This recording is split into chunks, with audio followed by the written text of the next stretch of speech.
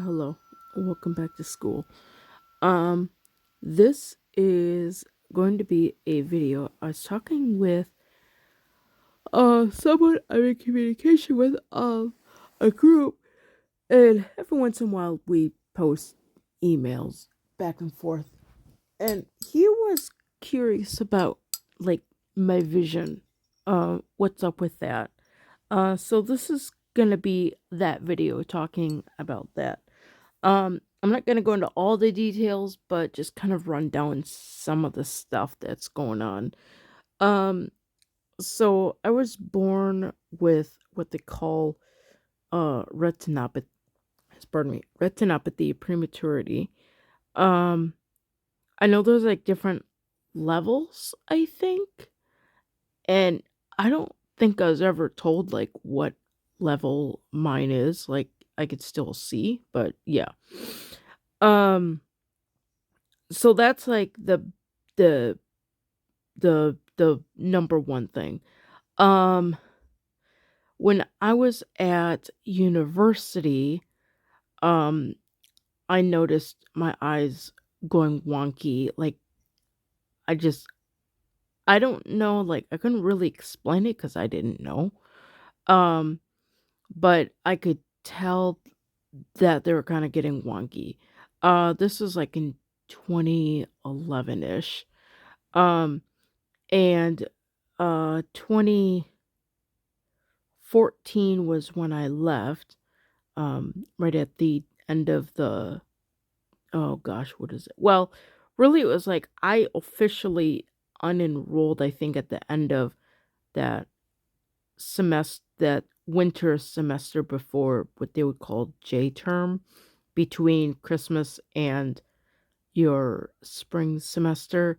Um, they have classes for like 3 4 weeks for like 3 hours 4 hours a day, and you're basically cramming like a whole semester's worth of work in like 1 month. It's really really intense.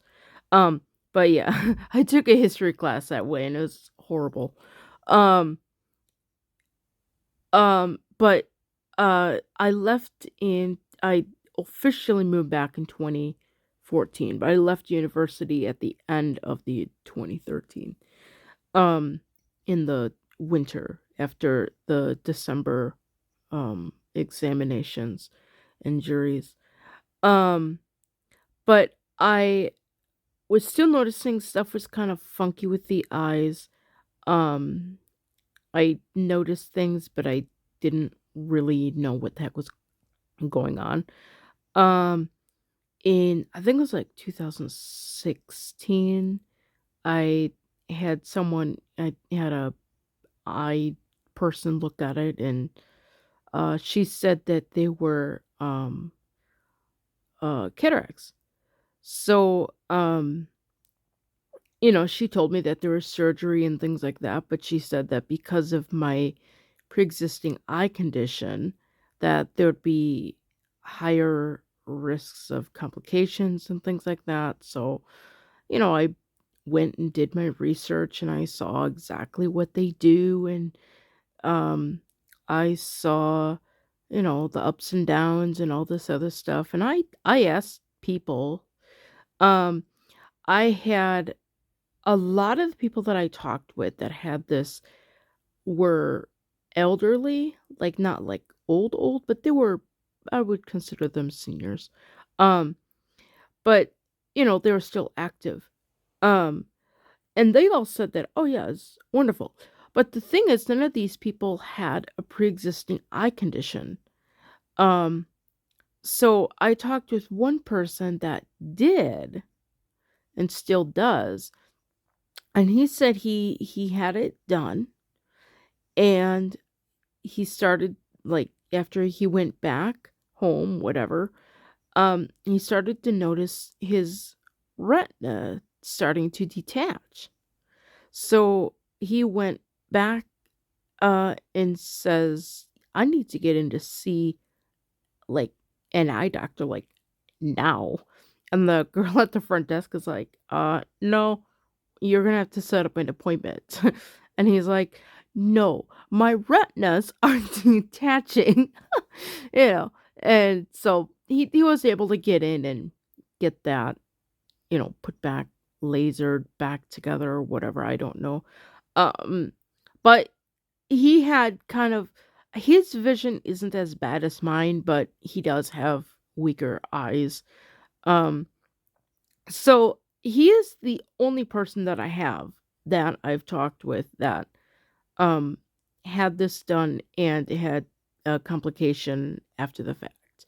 Um, even after like after the surgery, you got to deal with scarring and removing that, just a bunch of stuff.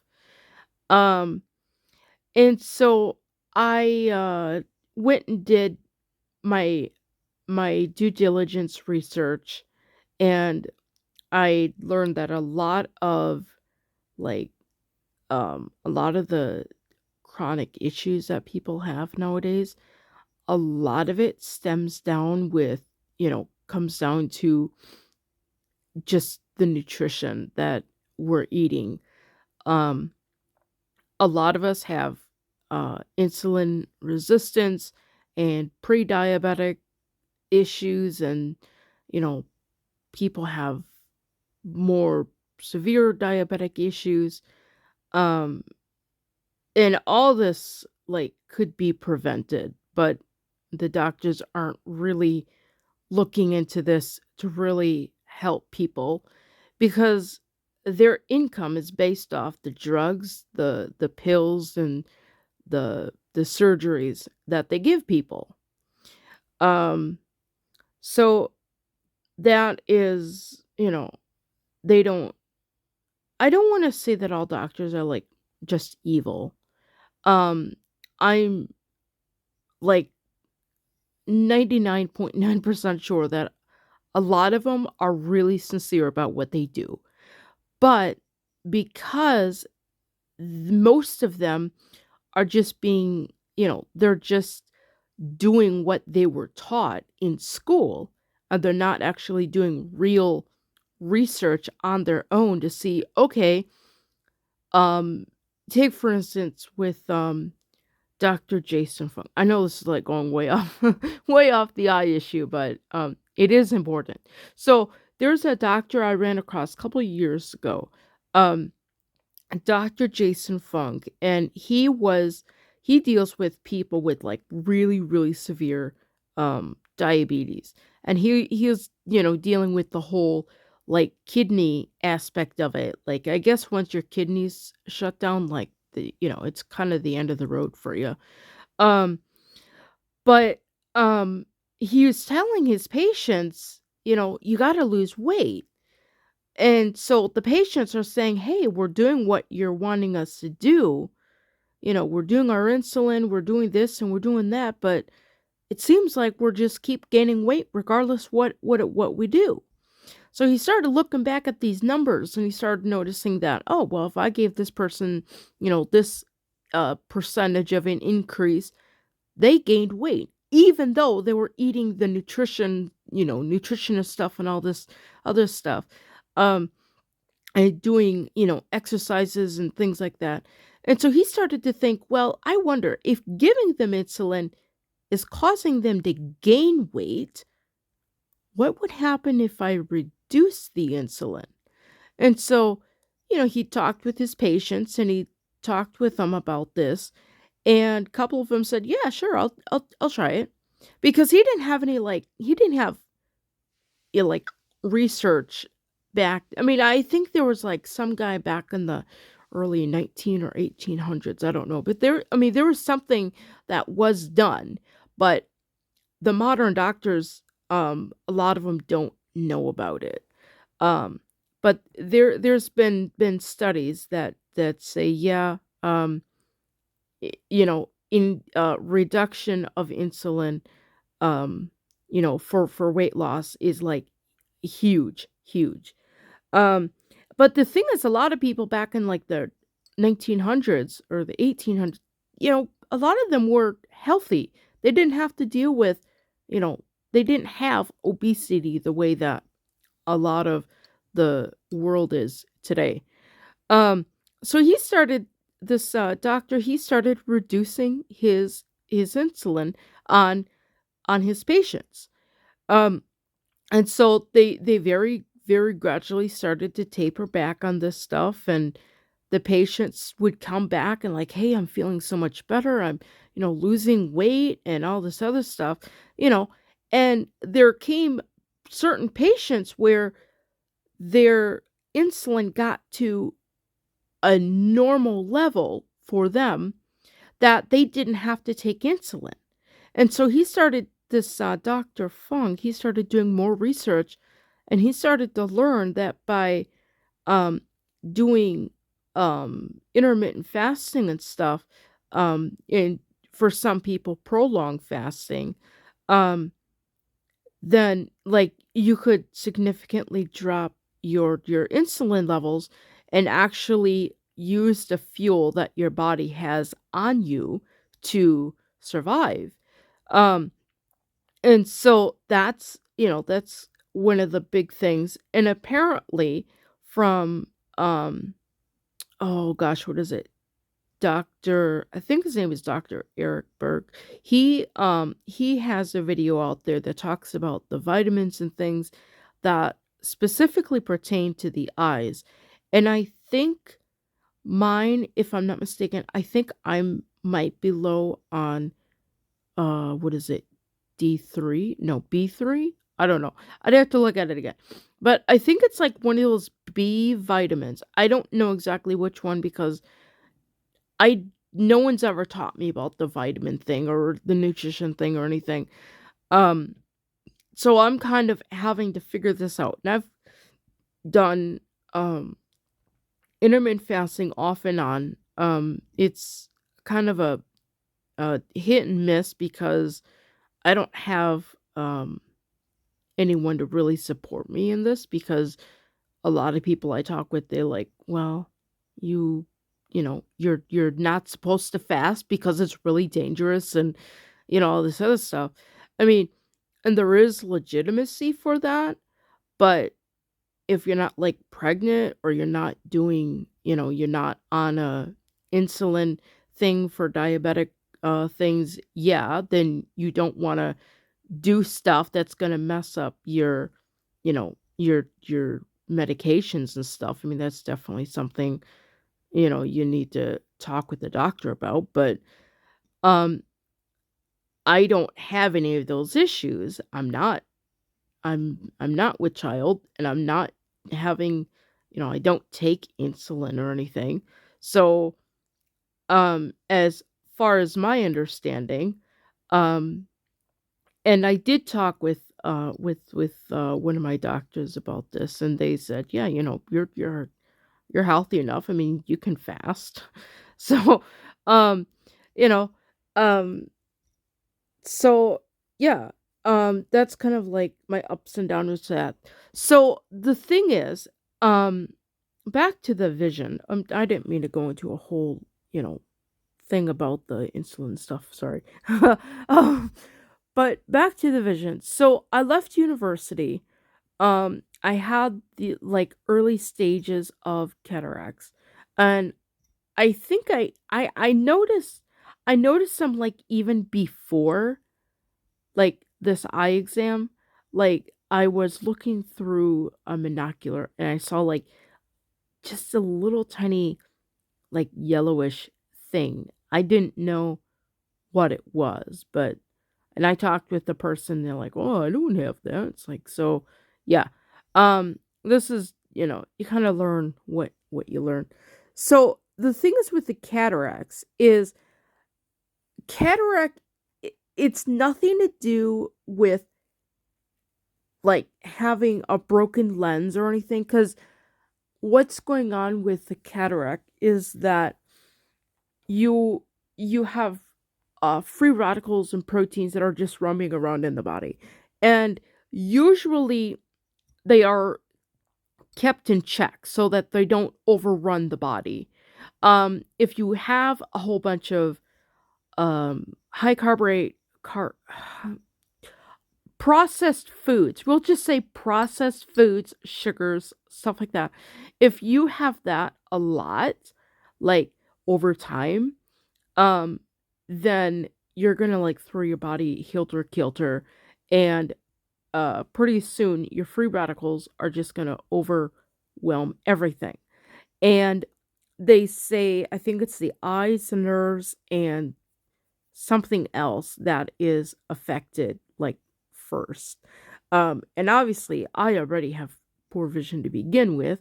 So yeah.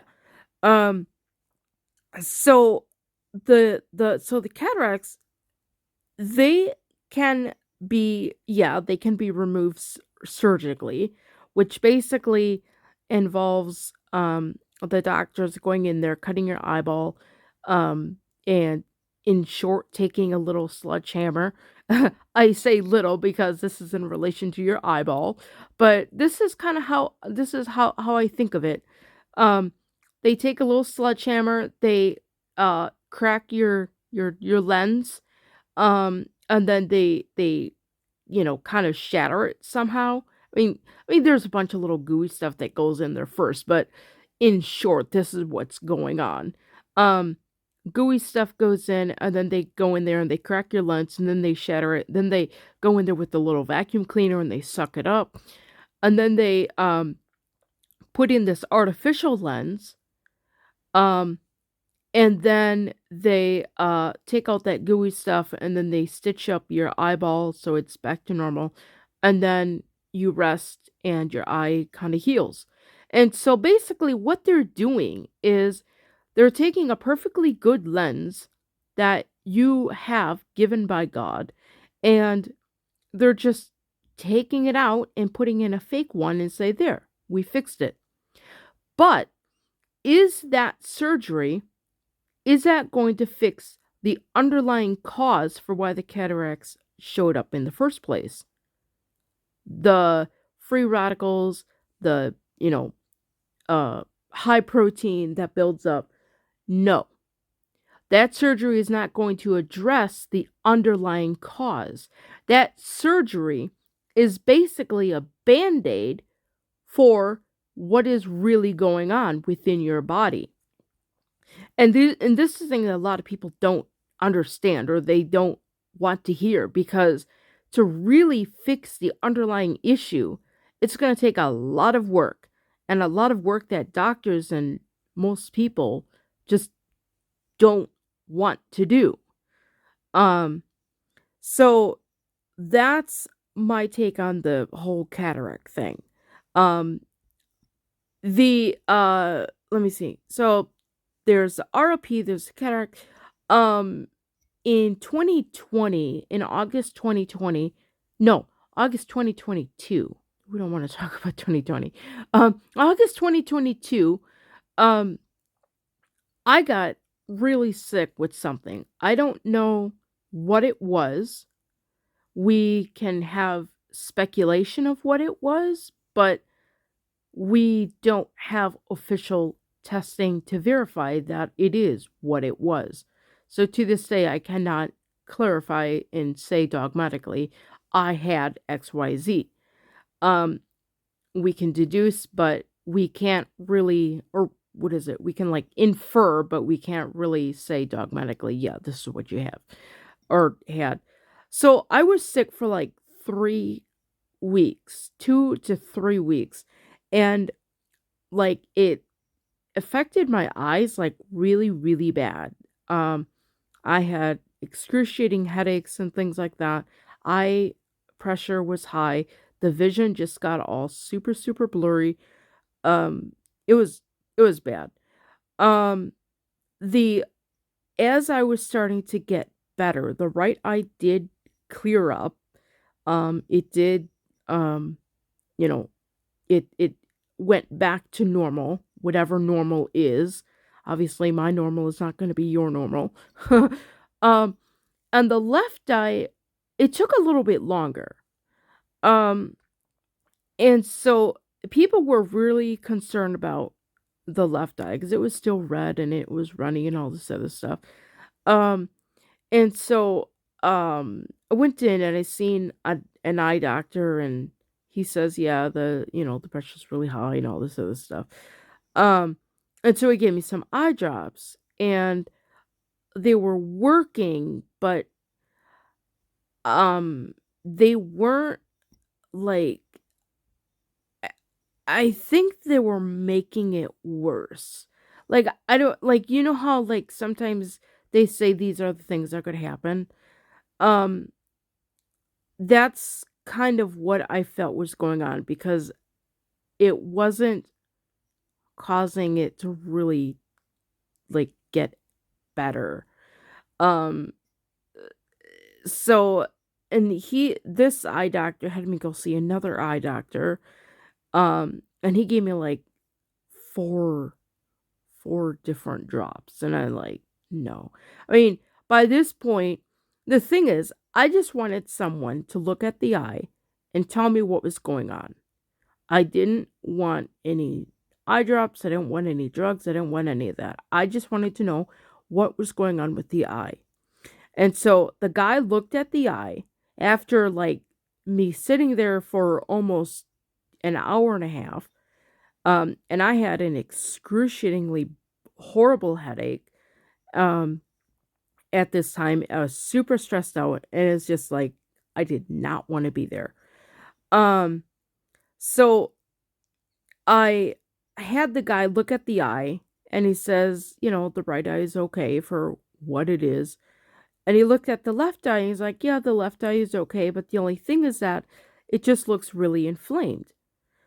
And I says, okay, that's all I needed. That's all I needed. Um, so I don't know. I'm, I don't know if the eye drops that other guy gave me, you know, had some reaction or whatever, or if it was from when I was sick. Because as I was getting better, like the left eye, um, it was kind of clearing up on its own, but it wasn't clearing up as quickly as the other one was. So I don't know. Um, so as of now, the left eye is really has no vision. Like, I can't see shadows or anything. I mean, there's light perception, but um not really much beyond that. The right eye, it's like I could still see things. Obviously things are fuzzy and stuff, but that just goes with when you have short vision. Um, but yeah, so I've got, let me think. I think I don't know. There's something where like the eyeball moves on its own. I've got that stuff going on. Um, when I was younger, I had oodles and goodles of surgeries, to prevent the eye movement. Um, so yeah, that is basically everything that I know of that's up with the eye. Um, it I would really like to, you know, maybe this spring after winter is over. I would really like to work with teacher and um really try to make a plan of um you know helping my body get better so that it can heal on its own. One of the things I had learned was when you're doing intermittent fasting, um if you do like at least 18 hours, um and this probably different with with with with everyone because everyone's body is different and we all have different experiences.